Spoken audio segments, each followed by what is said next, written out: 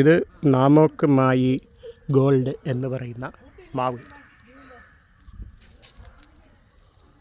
ഈ തോട്ടത്തിൽ നിരവധി മാവും പ്ലാവും എല്ലാം നട്ടിട്ടുണ്ട്.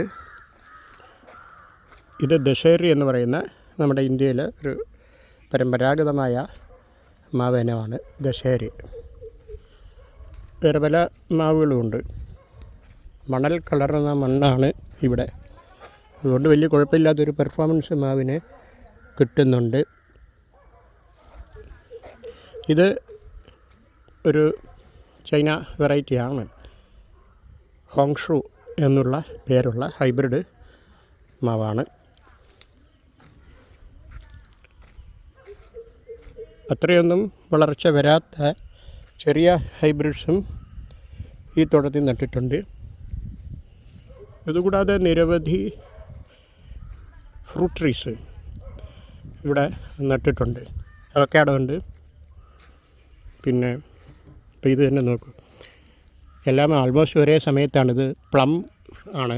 പ്ലം നമ്മുടെ കാലാവസ്ഥയിൽ കായ്ക്കുന്നത് കണ്ടറിയേണ്ടതാണ്. പ്ലം ഫ്രൂട്ട് ഇതെല്ലാം ഇന്ത്യയിൽ തന്നെയുള്ള നഴ്സറികളിൽ നിന്നും മേടിക്കുന്നതാണ്. അപ്പോൾ സപ്പോട്ട പോലും ഇത് ഹൈബ്രിഡാണ്, നല്ല ഇനമാണ് ഹൈബ്രിഡ്. ഈ തോട്ടത്തിൽ ഏതാണ്ടൊരു 75 സെൻറ്റ് സ്ഥലത്ത് മൊത്തം മാവ്, പ്ലാവ്, വിവിധ തരം ഫ്രൂട്ട് ട്രീസ്, ട്രോപ്പിക്കൽ ലിച്ചി അടക്കമുള്ളത്. പുതിയ ഒരു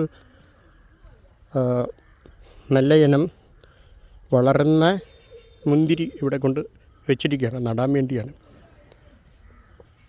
നെല്ലിയുണ്ട്. പലപ്പോഴും റംബൂട്ടാൻ ഇവിടെ കൂടുതലായി ഉണ്ട്. അടുത്തുള്ള സ്ഥലങ്ങളിലൊക്കെ റംബൂട്ടാൻ നട്ടിട്ടുള്ള സ്ഥലങ്ങളാണ്. ഇതിൻ്റെ ഇടയിൽ എള്ള് വരെ ചുമ്മാ വളർന്നു വരുന്നുണ്ട്. അത് തന്നെ എങ്ങനെയോ വളർന്ന് വന്നതാണ്. കുംക്വാറ്റ് എന്ന് പറയുന്ന ഓറഞ്ച് ഫാമിലിയിൽപ്പെട്ടത്. ഇവിടെ കലപ്പാടി എന്ന് പറയുന്നത് നമ്മുടെ സാധാരണ ഇനം ഇവിടെ പൂത്ത് കഴിഞ്ഞു. ഇതൊരു പുതിയ ഹൈബ്രിഡ് പേരയാണ്, ജപ്പാൻ ഗ്വാവ റെഡ് ഡയമണ്ട്.